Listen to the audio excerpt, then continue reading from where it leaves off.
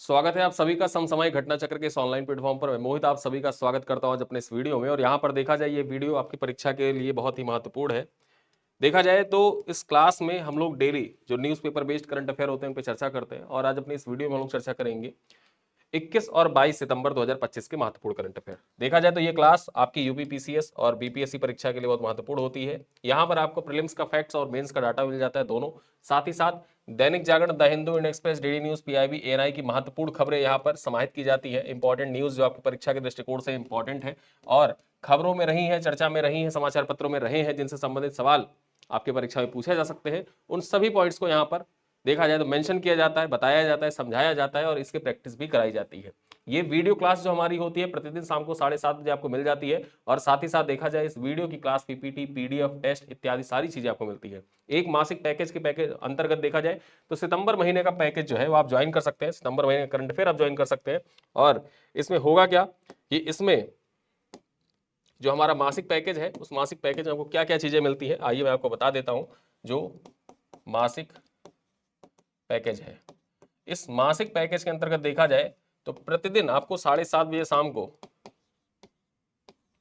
Video class मिल जाती है। ठीक है, वीडियो क्लास मिल जाती है। डेली देखा जाए तो आपको क्लास पीपीटी शेयर कर दी जाती है। साथ ही साथ जो Hindi English, Hindi plus English में जो पीडीएफ होती है, क्लास पीडीएफ, ये पीडीएफ आपको प्रोवाइड किया जाता है। साथ ही साथ प्रतिदिन 10 एमसीक्यू का ऑनलाइन टेस्ट होता है। देखा जाए तो डेली 10 एमसीक्यू आपको मिलने हैं। जिस दिन 2 दिन के करंट अफेयर एक साथ समाहित करते हैं उस दिन 20 एमसीक्यू होते हैं। तो यहाँ पर आपको 10 एमसीक्यू का डेली टेस्ट मिलता है। साथ ही साथ देखा जाए और 10 एमसीक्यू अगर जो आप डेली प्रैक्टिस करते हैं तो महीने के 300 एमसीक्यू भी आप प्रैक्टिस कर रहे हैं। ठीक है, जो डेली प्रैक्टिस करते हैं वो 300 एमसीक्यू आप प्रैक्टिस कर रहे हैं। ये तो हो गया हमारा डेली बेसिस पर आपको क्या प्रोवाइड करते हैं। मंथली देखा जाए क्या प्रोवाइड करते हैं तो सबसे बड़ी बात ये होती है कि आपका पूरा महीने का रिवीजन करने के लिए एक साथ आपको पूरा पीडीएफ प्रोवाइड कर दिया जाता है। हिंदी इंग्लिश दोनों भाषाओं में अलग अलग पीडीएफ आपको प्रोवाइड की जाती है। ये पीडीएफ आपको व्हाट्सएप ग्रुप में शेयर कर दिया जाता है। साथ ही साथ देखा जाए तो यहाँ पर 100 एमसीक्यू का एक फुल टेस्ट होता है। 100 एमसीक्यू का एक फुल टेस्ट होता है। इस फुल टेस्ट में पूरे महीने के 100 करंट अफेयर जो होते हैं, बेस्ट 100 करंट अफेयर, उनको समाहित किया जाता है, उसका टेस्ट आपसे लिया जाता है। साथ ही साथ देखा जाए तो UP special plus Bihar special के जो मासिक करंट अफेयर होते हैं, ठीक है, इसके जो मासिक करंट अफेयर है इसकी पीडीएफ आपको यहाँ पर दी जाती है। मासिक करंट अफेयर का जो वीडियो आता है उस वीडियो की पीडीएफ आपको यहाँ पर प्रोवाइड किया जाता है। ठीक है, और ये पूरा पैकेज देखा जाए, ये पूरा पैकेज इसको आप ज्वाइन कर सकते हैं और सिर्फ देखा जाए तो इसका मूल्य 25 रुपये निर्धारित है। ठीक है, और ये 25 रुपये भी आपको पे नहीं करना होता है। अगर आपने किताबें जो होती हैं घटना चक्री वो परचेज की हुई है तो बाहर क्यूआर कोड दिया होता है, उसको जब आप स्कैन करते हैं तो स्कैन करने के बाद आपके वॉलेट में कुछ कॉइन ऐड हो जाता है। उस कॉइन को जब आप अप्लाई कर देंगे, कॉइन को अप्लाई करने के बाद ये जो 25 रुपये मूल्य है ये घट कर कितना हो जाता है, 18 रुपये 75 पैसे हो जाते हैं। और इस 18 रुपये 75 पैसे में देखा जाए पूरे महीने का करंट अफेयर, यानी कि 2 कप चाय के मूल्य से भी कम में आप पूरे महीने का जो करंट अफेयर है उसको आप अच्छे से पढ़ सकते हैं, रिवाइज कर सकते हैं और साथ ही साथ प्रैक्टिस कर सकते हैं। आइए चलते हैं अपनी महत्वपूर्ण खबरें जो हैं उन पर चर्चा करते हैं। ठीक है, पहली खबर क्या है, पुदुचेरी ने शून्य मात्र मृत्यु दर हासिल कर ली है। जो पुदुचेरी है इसने शून्य मात्र मृत्यु दर जो दर है इसको हासिल कर लिया है। ठीक, और आपकी परीक्षा के दृष्टिकोण से देखा जाए तो ये मोस्ट इंपॉर्टेंट पॉइंट हो जाता है। मोस्ट इंपॉर्टेंट पॉइंट हो जाता है, एग्जाम के दृष्टिकोण से बहुत ही महत्वपूर्ण है। देखा जाए तो पुदुचेरी भारत का पहला केंद्र शासित प्रदेश बना है जिसने 2024-25 में शून्य मात्र मृत्यु दर है इसको दर्ज की है। और इसके लिए केंद्र सरकार से प्लेटिनम सर्टिफिकेट भी प्राप्त किया है। कौन सा सर्टिफिकेट प्राप्त हुआ है, प्लेटिनम सर्टिफिकेट प्राप्त किया है किसने, पुदुचेरी ने। किस लिए, जो शून्य मात्र मृत्यु दर है, यानी कि जन्म के समय देखा जाए जो माताओं की मृत्यु हो जाती है वो अब शून्य हो गई है। कहां पर, पुदुचेरी में। और भारत का पहला केंद्र शासित प्रदेश बन गया है ऐसा करने वाला। ठीक है, यहां पर देखा जाए प्रमुख पहल में 62,000 महिलाओं का एनीमिया स्क्रीनिंग, प्राथमिक स्वास्थ्य केंद्रों का विस्तार, मुख्यमंत्री बालिका निधि योजना, नवजात बच्चों के लिए बीमा और अग्रिम पंक्ति के स्वास्थ्य कर्मचारियों को सशक्त बनाना शामिल था यहाँ पर। ठीक है, और इसी कारण से देखा जाए तो प्लेटिनम सर्टिफिकेट भी प्रदान किया गया पुदुचेरी को केंद्र सरकार की ओर से। पुदुचेरी की सफलता के बाद मात्र स्वास्थ्य एवं महिलाओं के सशक्तिकरण के लिए राष्ट्रीय मानक हो गई है। ठीक है, राष्ट्रीय मानक हो गई है ये। आगे चलते हैं, अगली खबर क्या है, धार से प्रधानमंत्री मोदी ने आदि कर्म योगी अभियान, ठीक है, आदि कर्म योगी अभियान जो है यहां पर इसका शुभारंभ किया है। ठीक, आदि कर्म योगी अभियान का शुरुआत किया है पीएम मोदी ने। चर्चा कर लेते हैं। प्रधानमंत्री नरेंद्र मोदी ने आदि कर्म योगी, ठीक है, अभियान का शुभारंभ किया है, जिसे दुनिया का सबसे बड़ा जनजातीय जमीनी नेतृत्व कार्यक्रम माना जा रहा है।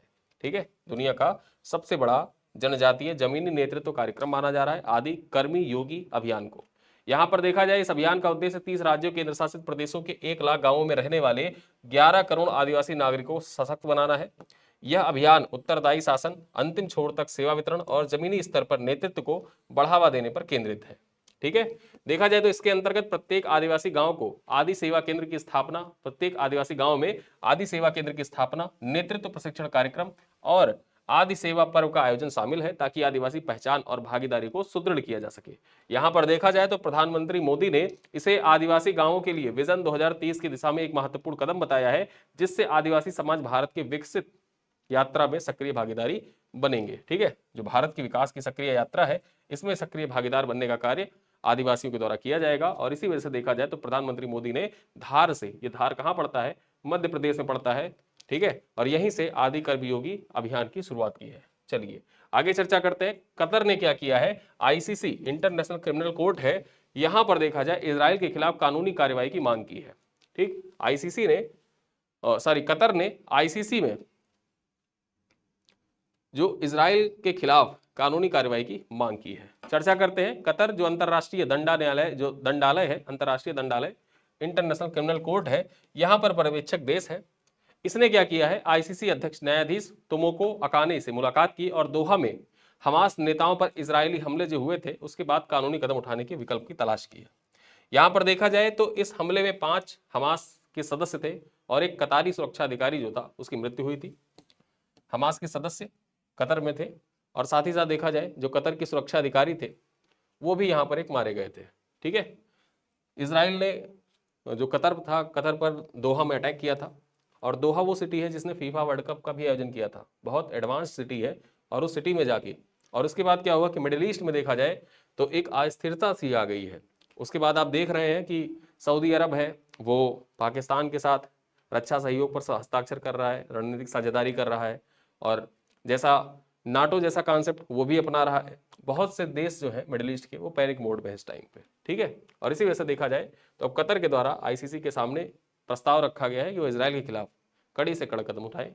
यहां पर देखा जाए पर्यवेक्षक होने के कारण कतर जो है, ठीक, कतर जो है ये सीधे आईसीसी में मामला नहीं भेज सकता, लेकिन वह सभी उपलब्ध कानूनी और कूटनीतिक उपाय अपनाकर जवाबदेही सुनिश्चित करना चाहता है और इस हमले को अंतरराष्ट्रीय मानवाधिकार कानूनों का गंभीर उल्लंघन जो है मानता है कतर। देखा जाए तो अरब और इस्लामी समूह ने भी सदस्य देशों से इजराइल की जारी गतिविधियों के खिलाफ कानूनी कार्रवाई करने का आग्रह भी किया है। ठीक, तो ये पॉइंट इंपॉर्टेंट हो जाता है। आगे देखें, भारत और यूएई अंतरिक्ष एवं समुद्री क्षेत्र में सहयोग बढ़ाने पर चर्चा। ठीक है, भारत और यूएई के बीच में देखा जाए तो अंतरिक्ष और समुद्री क्षेत्र में आपस में सहयोग बढ़ाने पर चर्चा हुई है। देखा जाए तो भारत और संयुक्त अरब अमीरात ने अबू धाबी में निवेश के 13वीं उच्च स्तरीय संयुक्त कार्यबल की बैठक में अंतरिक्ष और समुद्री क्षेत्र में सहयोग बढ़ाने पर चर्चा की है। इस बैठक की सह अध्यक्षता भारत के जो वाणिज्य और उद्योग मंत्री हैं पीयूष गोयल इनके द्वारा, साथ ही साथ अबू धाबी के निवेश प्राधिकरण के प्रबंध निदेशक, नाम क्या है इनका, शेख हामिद बिन जायद अल नहयान, इनके द्वारा की गई थी। यहां पर देखें तो भारत ने बैठक में भारत मार्ट जैसे जो निवेश परियोजनाएं हैं और भारत के यूपीआई को यूएई प्लेटफॉर्म से जोड़ने जो भुगतान प्रणाली एकीकरण पहलों की चर्चा भी की गई। ठीक है, यानी कि जो यूपीआई है इसको यूएई के प्लेटफॉर्म से भी जोड़ा जाएगा और साथ ही साथ भारत मार्ट जैसे जो निवेश परियोजनाएं हैं इन पर भी विस्तार देने की चर्चा की गई। ठीक है, चलिए देखा जाए 2025 की पहली तिमाही में गैर तेल व्यापार 34% बढ़कर 38 बिलियन तक पहुंच गया है, जो संपूर्ण आर्थिक भागीदारी समझौते के तहत देखा जाए, संपूर्ण आर्थिक भागीदारी समझौता 2022 के तहत किया गया है। और याद रखना जो भारत और यूएई है इसके बीच में जो संपूर्ण आर्थिक भागीदारी समझौता हुआ था ये कब हुआ था, ये 2022 में हुआ था। ठीक है, 2022 में हुआ था। देखा जाए तो बैठक में दीर्घकालिक भारत यूएई संबंधों को मजबूत करने के लिए रणनीतिक सहयोग, प्रौद्योगिकी आदान प्रदान और निवेशकों की समस्याओं के शीघ्र समाधान पर जोर दिया गया। अगली खबर क्या है, जलवायु परिवर्तन और बढ़ती जल संकट पर WMO की 2024 ग्लोबल वाटर रिसोर्सेज रिपोर्ट। ठीक है, यहां पर देखा जाए जो WMO है, WMO की एक रिपोर्ट है, ग्लोबल वाटर रिसोर्सेज रिपोर्ट। ठीक, यहां पर चर्चा की जाए इस रिपोर्ट में जलवायु परिवर्तन और बढ़ते जल संकट पर जोर दिया गया है। विश्व मौसम विज्ञान संगठन WMO जो है, WMO ने state of global water resource 2024 report जारी किया है, जिसमें जलवायु परिवर्तन, जनसंख्या वृद्धि और अस्थायी जल प्रबंधन के कारण ताजे पानी की बढ़ती कमी की चिंता व्यक्त की गई है। ठीक है, यहां पर देखा जाए रिपोर्ट में कई क्षेत्रों में जल संकट बढ़ने की चेतावनी दी गई है और न्याय संगत जल पहुंच तथा सुरक्षित जीविका सुनिश्चित करने के लिए सतत नीतियों, बेहतर जल प्रबंधन और अंतरराष्ट्रीय सहयोग की आवश्यकता पर भी जोर दिया गया है। ठीक है, तो यहां पर आपके लिए इंपॉर्टेंट ये हो जाता है कि the state of global water resource 2024 report किसके द्वारा जारी की गई या कौन सी संस्था है जिसके द्वारा ये रिपोर्ट जारी की जाती है, और रिपोर्ट से संबंधित सवाल आपकी परीक्षा में अक्सर पूछे जाते हैं। तो यहां पर देखा जाए विश्व मौसम विज्ञान संगठन, जो विश्व मौसम विज्ञान संगठन है, WMO है, वर्ल्ड मेट्रोलॉजिकल ऑर्गेनाइजेशन है, इसी के द्वारा state of global water resource 2024 report जारी की गई है। ठीक है, चलिए आगे चलते हैं। तमिलनाडु के मुख्यमंत्री ने अबू करंगल योजना, जो अबू करंगल योजना है, इसको शुरू की है। अब यहां पर अबू करंगल योजना के बारे में जान लेते हैं कुछ पॉइंट्स। देखा जाए तो माता पिता की देखभाल से वंचित बच्चों के भविष्य को सुरक्षित करने के लिए एक संवेदनशील कदम उठाते हुए तमिलनाडु के मुख्यमंत्री MK स्टालिन ने 16 सितंबर 2025 को अबू करंगल यानी कि प्यार का हाथ योजना शुरू की है। अबू करंगल का मतलब क्या होता है? प्यार का हाथ। तो परीक्षा में से पूछेगा कि अबू करंगल योजना निम्नलिखित में से किस राज्य से संबंधित है? तो ये तमिलनाडु राज्य से संबंधित है। और इसका उद्देश्य क्या है? इसका उद्देश्य ये है कि जो माता पिता की देखभाल से वंचित बच्चे हैं, इनके भविष्य को किस प्रकार सुरक्षित किया जाए, उनकी शिक्षा के लिए किस प्रकार से देखा जाए बढ़ावा दिया जा सकता है, और साथ ही साथ जो आर्थिक सहयोग है उसको किस प्रकार से किया जा सकता है, इन बातों पर यहाँ पर फोकस किया जाएगा अबू करंगल योजना के अंतर्गत। जो अबू करंगल योजना है, ये अबू करंगल योजना कहाँ की है? ये अबू करंगल योजना तमिलनाडु की है। देखा जाए तो इस कल्याणकारी पहल के तहत क्या होगा कि अनाथ बच्चों को 2000 रुपए की मासिक वित्तीय सहायता प्रदान की जाएगी। ठीक है, ये अम्बू करंगल योजना के तहत जो अनाथ बच्चे हैं इनको 2000 रुपए की मासिक वित्तीय सहायता प्रदान की जाएगी, जिससे यह सुनिश्चित होगा कि माता पिता के मार्गदर्शन के अभाव में उनकी शिक्षा और बुनियादी जरूरतें प्रभावित न हो। ठीक है, यानी कि अनाथ बच्चों के लिए तमिलनाडु सरकार के द्वारा ये अम्बू करंगल योजना शुरू की गई है। आगे हम चर्चा करें, अर्शदीप सिंह के बारे में चर्चा करते हैं। तो अर्शदीप सिंह बने T20 अंतरराष्ट्रीय में 100 विकेट लेने वाले पहले भारतीय। ठीक है, सबसे तेज देखा जाए, सबसे तेज T20 में 100 विकेट लेने वाले पहले भारतीय खिलाड़ी बन गए हैं, 100 विकेट लेने वाले अर्शदीप सिंह। ठीक है, यहां पर चर्चा करें, अर्शदीप सिंह जो है ये इतिहास रचते हुए अपने नाम रिकॉर्ड पुस्तकों में दर्ज कर लिया है। वे T20 अंतरराष्ट्रीय क्रिकेट में 100 विकेट लेने वाले पहले भारतीय गेंदबाज बन गए हैं। ठीक है, T20 क्रिकेट में 100 विकेट लेने वाले पहले भारतीय गेंदबाज बन गए हैं।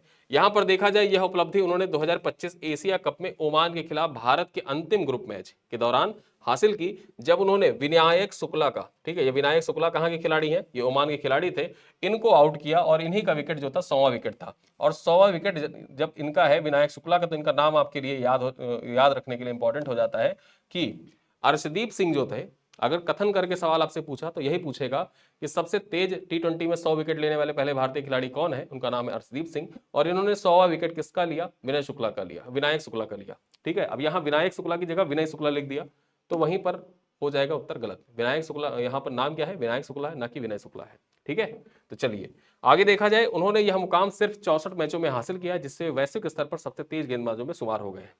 64 मैचों में ही देखा जाए 100 विकेट लेने का रिकॉर्ड है, किसके नाम? यहाँ पर अर्शदीप के नाम। चलिए अगली खबर क्या है, IMF प्रमुख ने डेनियल कैट्स को दूसरा सर्वोच्च पद पर प्रस्तावित किया है।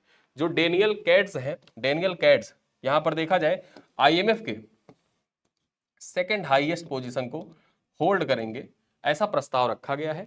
ठीक है, देखा जाए तो अंतरराष्ट्रीय मुद्रा कोष IMF में नेतृत्व परिवर्तन की बड़ी तैयारी चल रही है।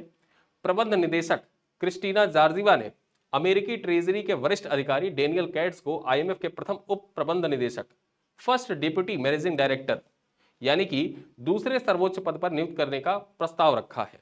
ठीक है, तो यहां पर देखा जाए अभी प्रस्ताव रखा गया है, और यदि IMF कार्यकारी बोर्ड इसे मंजूरी देता है तो यह नियुक्ति 6 अक्टूबर 2025 से प्रभावी होगी।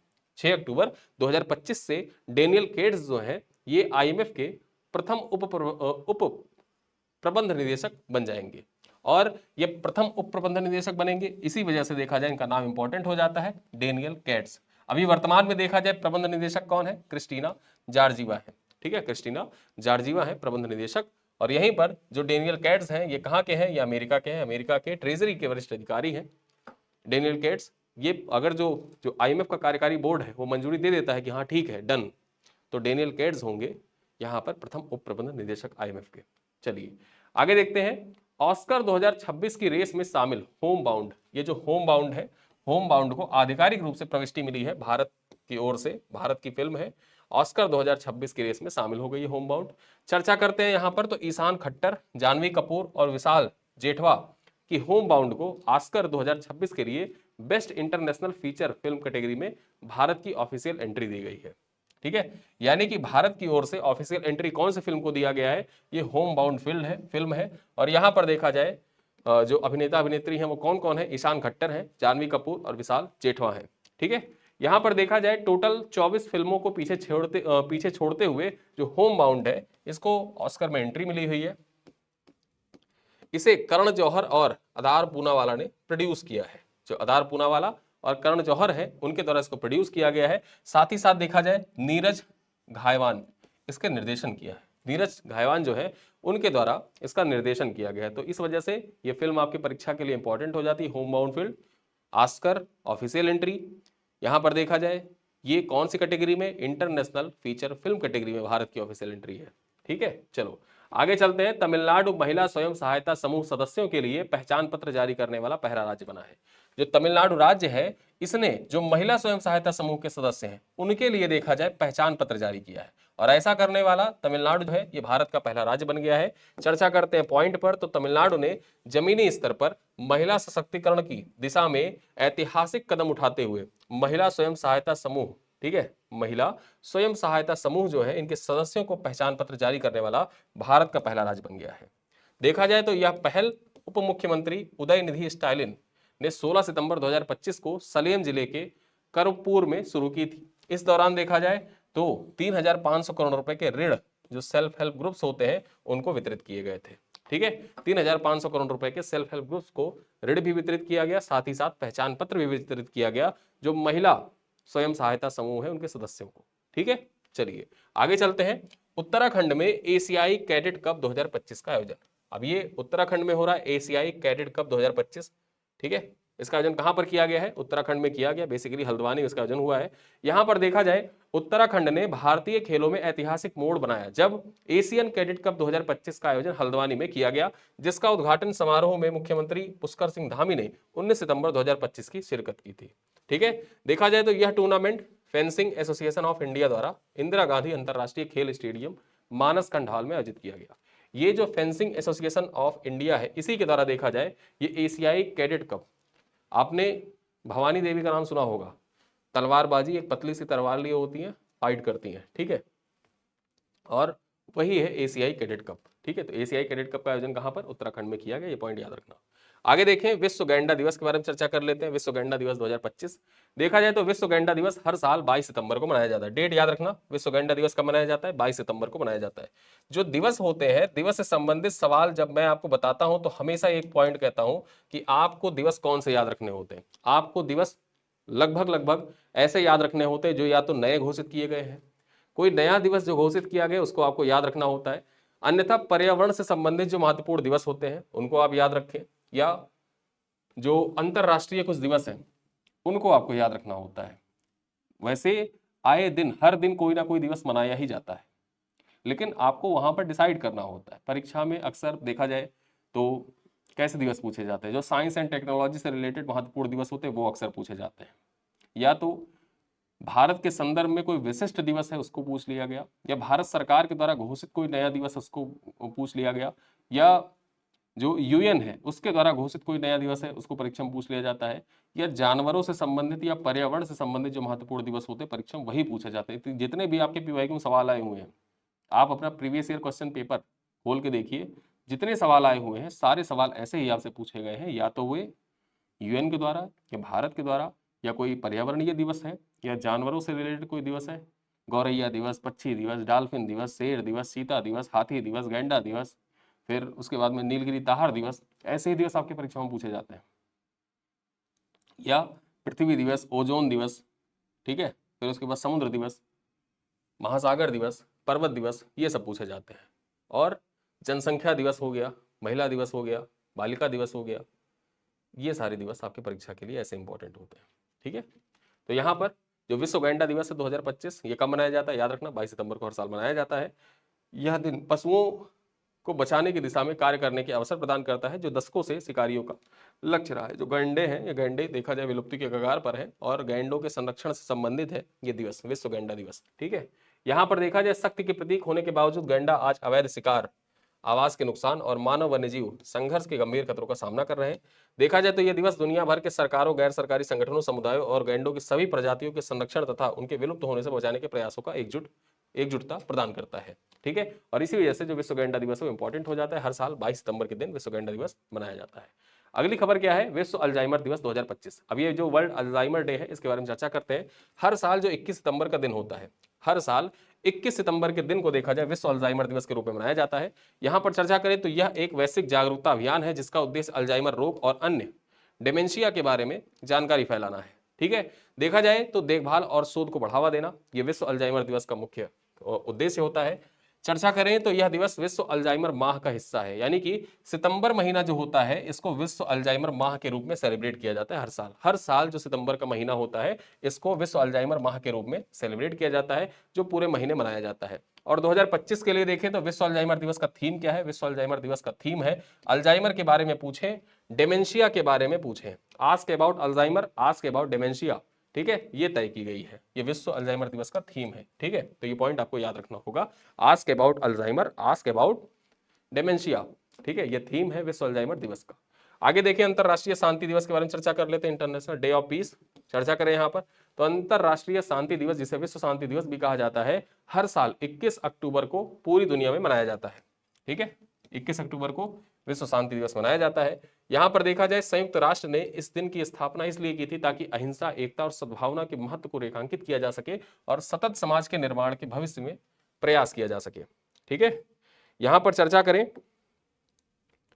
तो 2025 का विषय क्या है, 2025 का विषय है act now for a peaceful world. अभी कदम बढ़ाएं एक शांतिपूर्ण भविष्य के लिए, हिंदी में अभी कदम बढ़ाएं एक शांतिपूर्ण भविष्य के लिए। और अक्सर आपको देखा जाए परीक्षाओं में पूछा जाता है इंग्लिश का ही, act now for a peaceful world. जब भी आप दिवस और थीम से रिलेटेड सवाल आपकी परीक्षा में पूछे जाएं और थीम पूछा जाए तो थीम आप हिंदी का, जैसे आपका मीडियम हिंदी है लेकिन आप हिंदी वाला जो दिवस है, थीम है, उस थीम को ना देखें, आप इंग्लिश वर्जन जो लिखा होता है उसको पढ़ें और उसके अकॉर्डिंग सॉल्व करें। कभी भी थीम को आपको सॉल्व करना है हमेशा इंग्लिश वाली थीम को देखकर ही सॉल्व करना है। ठीक है, चलो आगे देखते हैं। राजनाथ सिंह मोरक्को की 3 दिवसीय यात्रा करेंगे। यहां पर देखा जाए रक्षा मंत्री राजनाथ सिंह जो है ये 21 से 23 सितंबर तक मोरक्को की 3 दिवसीय यात्रा करेंगे। यहां वे द्विपक्षीय वार्ता करेंगे और कैसाब्लांका में भारत की पहली डिफेंस मैन्युफैक्चरिंग फैसिलिटी का उद्घाटन भी करेंगे। ठीक है, तो मोरक्को के कैसाब्लांका में देखा जाए तो भारत की पहली डिफेंस मैन्युफैक्चरिंग फैसिलिटी का उद्घाटन किसके द्वारा किया गया, राजनाथ सिंह के द्वारा किया जाएगा। यह पॉइंट आपको याद रखना होगा। ठीक है, परीक्षा पूछ सकता है कि सितंबर 2025 में किस अफ्रीकी देश में भारत की पहली डिफेंस मैन्युफैक्चरिंग फैसिलिटी जो है इसका उद्घाटन किया गया। तो भारत की पहली डिफेंस मैन्युफैक्चरिंग फैसिलिटी जो है इसका उद्घाटन अफ्रीकी देश मोरक्को में किया गया। और मोरक्को में कहां पर, कैसाब्लांका में किया गया। और इसका उद्घाटन किसने किया था, रक्षा मंत्री राजनाथ सिंह ने किया था। यह पॉइंट बहुत महत्वपूर्ण हो जाता है, मोस्ट इंपॉर्टेंट सवाल है। ठीक, मोस्ट इंपॉर्टेंट सवाल है, याद रखिएगा कि भारत की पहली डिफेंस मैन्युफैक्चरिंग फैसिलिटी जो है ये किस अफ्रीकी देश में सितंबर 2025 में उद्घाटित किया गया, तो मोरक्को में उद्घाटित किया गया। देखा जाए तो Rajnath Singh Tata advance systems limited plant launch के लिए एक डेलीगेशन को लीड करेंगे। मीडिया रिपोर्ट्स के मुताबिक Rajnath Singh Morocco royal arm forces है इसके साथ पार्टनरशिप में बने Tata advance system limited plant को लॉन्च करने के लिए डेलीगेशन को लीड भी करेंगे। देखा जाए तो अप्रैल में ज्वाइंट एक्सरसाइज संवाद के तहत भारत अफ्रीका के डिफेंस मिनिस्टर्स में मुलाकात की थी। ठीक है, यहां पर देखा जाए ज्वाइंट एक्सरसाइज संवाद जो हुआ था, इसी के तहत भारत और अफ्रीका के जो डिफेंस मिनिस्टर थे वो भी आपस में कोऑर्डिनेट किए थे। और अब देखा जाए मोरक्को में राजनाथ सिंह गए हुए हैं, वहीं पर जो डिफेंस मैन्युफैक्चरिंग फैक्ट्री है, फैसिलिटी है भारत की, उसका उद्घाटन किया जाएगा। आगे देखा जाए ऑस्ट्रेलिया के चीफ जस्टिस स्टीफन गैगलर, ठीक, स्टीफन गैगलर ये भारत आए। ऑस्ट्रेलिया के चीफ जस्टिस है स्टीफन गैगलर, ये भारत की यात्रा पर आए हुए हैं। यहां पर देखिए तो ऑस्ट्रेलियाई चीफ जस्टिस गैगलर दिल्ली मध्यस्थता सप्ताहांत में भाग लेने के लिए भारत की आधिकारिक यात्रा पर आए हैं। गैगलर ने चीफ जस्टिस बी.आर. गवई के साथ मंच साझा किया। 19 सितंबर को उन्होंने सुप्रीम कोर्ट का दौरा भी किया था। उन्होंने भारत के चीफ जस्टिस बी.आर. गवई के साथ मंच साझा किया। गैगलर ने जस्टिस विनोद चंद्रन और एन.वी. अंजरिया से भी मुलाकात की थी। ठीक है, तो इनका नाम जरूर याद रखिएगा, स्टीफन गैगलर। स्टीफन गैगलर जो है ये निम्नलिखित में से किस देश के चीफ जस्टिस थे जो सितंबर 2025 में भारत की आधिकारिक यात्रा पर आए हुए थे और दिल्ली मध्यस्थता सप्ताहांत में भाग लिया था। ठीक है, तो जो दिल्ली आर्बिट्रेशन वीकेंड था, इसमें पार्टिसिपेट करने के लिए ऑस्ट्रेलिया के चीफ जस्टिस स्टीफन गैगलर जो थे ये भारत की आधिकारिक यात्रा पर आए हुए थे। चलिए आगे देखें, रेसलर अंतिम पंघाल ने वर्ल्ड रेसलिंग चैंपियनशिप में ब्रॉन्ज जीता है। जो रेसलर है अंतिम पंघाल, इन्होंने जो वर्ल्ड रेसलिंग चैंपियनशिप हो रहा था यहाँ पर ब्रॉन्ज मेडल जीता है। महत्वपूर्ण हो जाता है। देखा जाए तो 18 सितंबर को अंतिम पंघाल ने ज़ाग्रेब में वर्ल्ड रेसलिंग चैंपियनशिप में ब्रॉन्ज मेडल जीता है। उन्होंने 2023 बुडापेस्ट चैंपियनशिप में भी ब्रॉन्ज मेडल जीता था। और देखा जाए तो उन्होंने वुमेन्स 53 किलोग्राम वर्ल्ड कैटेगरी में पदक जीता है। कौन सी कैटेगरी? 53 किलोग्राम वर्ल्ड कैटेगरी में अंतिम पंघाल ने मेडल जीता है। अंतिम पंघाल ने लगातार दूसरी बार वर्ल्ड रेसलिंग चैंपियनशिप में ब्रॉन्ज मेडल जीता, मतलब लगातार पिछली बार भी देखा जाए तो ब्रॉन्ज ही जीता था, इस बार भी ब्रॉन्ज जीता है। और इनकी वर्ग कैटेगरी याद रखिएगा, 53 किलोग्राम वर्ग कैटेगरी में इन्होंने पदक जीता है। ठीक है, तो इस प्रकार जो 21 और 22 तारीख के महत्वपूर्ण करंट अफेयर थे वो होते हैं कंप्लीट। अब कुछ क्वेश्चन है आपके लिए, उनका उत्तर आप दीजिएगा। क्वेश्चन नंबर 1 है कि पुदुचेरी ने 2024-25 में कौन सी ऐतिहासिक उपलब्धि हासिल की जिसके लिए उसे केंद्र सरकार से प्लेटिनम सर्टिफिकेट मिला है? 0 बाल मृत्यु दर, 0 मातृ मृत्यु दर, 0 एनीमिया दर, 0 नवजात मृत्यु दर। ठीक है, तो कौन सी उपलब्धि हासिल की है ये आप कमेंट में बताएं। क्वेश्चन नंबर 2 है आदि कर्मी योगी अभियान किसके सशक्तिकरण और नेतृत्व विकास पर केंद्रित है? शहरी गरीब के, महिला उद्यमियों के, आदिवासी नागरिकों के या प्रवासी भारतीयों के? क्वेश्चन नंबर 3 है कि कतर ने आईसीसी में किस देश के खिलाफ कानूनी कार्रवाई की मांग उठाई है? अमेरिका के खिलाफ, इजराइल के खिलाफ, फ्रांस के खिलाफ या रूस के खिलाफ? क्वेश्चन नंबर 4 है भारत और यूएई ने अबू धाबी बैठक में कौन से सहयोग को बढ़ाने पर चर्चा की है? कृषि और ऊर्जा सहयोग, अंतरिक्ष और समुद्री क्षेत्र पर सहयोग, शिक्षा और पर्यटन पर सहयोग, खेल और संस्कृति पर सहयोग। क्वेश्चन नंबर 5 है डब्ल्यूएमओ की state of global water resource 2024 report का मुख्य फोकस क्या है? ऊर्जा संकट, जल संकट, खाद्य असुरक्षा, जलवायु शरणार्थी। क्वेश्चन नंबर 6 है अबू करंगल योजना किस राज्य द्वारा शुरू की गई है? केरल राज्य द्वारा, तमिलनाडु, आंध्र प्रदेश, कर्नाटक के द्वारा। क्वेश्चन नंबर 7 है कि टी20 अंतरराष्ट्रीय क्रिकेट में 100 विकेट लेने वाले पहले भारतीय गेंदबाज कौन बने हैं? जसप्रीत बुमराह, भुवनेश्वर कुमार, अर्शदीप सिंह या उमरान मलिक। ठीक है, और 8 नंबर का क्वेश्चन है आईएमएफ ने प्रथम उप प्रबंध निदेशक पद के लिए किसे प्रस्तावित किया गया है? जेनेट येलेन को, डेनियल केट्स को, मोहम्मद अल एरियना को, क्रिस्टीना लेगार्ड को। क्वेश्चन नंबर 9 है ऑस्कर 2026 में भारत की आधिकारिक प्रविष्टि बेस्ट इंटरनेशनल फीचर फिल्म कौन सी फिल्म बनी? The great Indian kitchen, home bound, Chhichhore या लंच बॉक्स? और यहां पर देखा जाए 10वां सवाल और अंतिम सवाल है विश्व अल्जाइमर दिवस 2025 का थीम क्या है? And dementia, living with hope, ask about Alzheimer, ask about dementia, together for a memory. ठीक है, तो ये जो 10 क्वेश्चन है, इन 10 क्वेश्चनों का उत्तर आप कमेंट बॉक्स में दीजिएगा।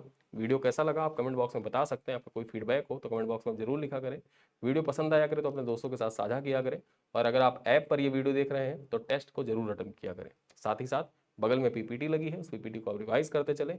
ये आगामी परीक्षाओं के लिए देखा जाए तो वन स्टॉप सोल्यूशन की तरह होगा, ताकि करंट अफेयर का जो आपका बर्डन होता है उस करंट अफेयर के बर्डन को आप अपने दिमाग पर हावी ना होने दें। इसके लिए बहुत जरूरी होता है कि प्रतिदिन आप प्रैक्टिस करते हुए चले करंट अफेयर की। और इन्हीं बातों के साथ करंट अफेयर को, जो हमारी करंट अफेयर की क्लास है, इस करंट अफेयर की क्लास को हम लोग यहीं पर करते हैं समाप्त। मिलते हैं कल अगली वीडियो में, तब तक के लिए बहुत बहुत धन्यवाद।